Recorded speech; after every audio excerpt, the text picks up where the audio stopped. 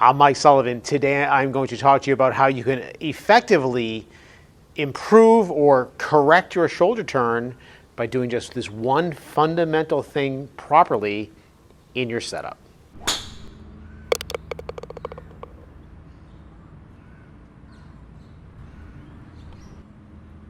Okay, so I'm intending on making this a very fast, simple video for you.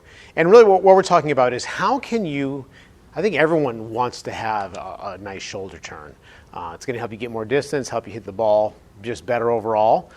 But there's something that you can do in your setup that you really should be doing anyway to really help ensure that you get a good shoulder turn. And it's called having the correct secondary spine tilt. So when we talk about spine tilt, your primary spine tilt is here, the way that you bend from the hips this way. Your secondary spine tilt is what's going on with your spine from this face-on view here. And you can see as I set up with this driver, my trail shoulder, my right shoulder, is lower than my left shoulder, just like my right hand is lower than my left hand on the grip. But I'm not just dropping the shoulder and dropping the hand. I'm actually adjusting the angle of my spine like this. And what I'm actually doing here is, if you watch my lead hip, I'm going to nudge it towards the target a little bit, and I'm going to allow my spine to tilt all the way here, right? So I'm not just doing this, right? It's here. So watch this. So when I go to turn my shoulders, so the top of my spine is up here on the back half of my body. So when I just turn my shoulders are back now more over my backside, back behind the ball. We see a lot of people, they show up with their spine pretty much straight up and down. And if they just turn their shoulders with the way that they're set up now, you're going to see this sort of a thing. And we're looking for that. Okay, so here, this is super simple. Here's how I want you to start to get a feel for this. Get yourself in the mirror in front of you, or, like a sliding glass door or something like that. Look at yourself in your reflection.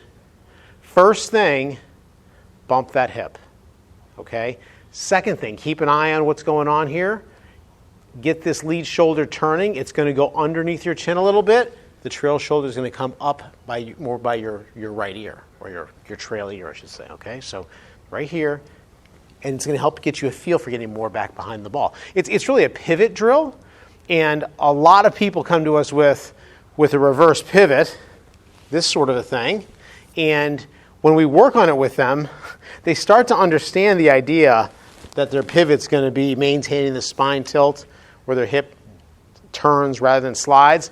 But they start working on their pivot, and they start off without a secondary spine tilt. So if you can get a good secondary spine tilt and start to get comfortable with it, you're going to be set up so that when you make just a natural turn, you're going to get more behind the ball, and you're going to turn your shoulders more, as opposed to tilting and having all kinds of problems. All right, so a good secondary spine tilt is what we need.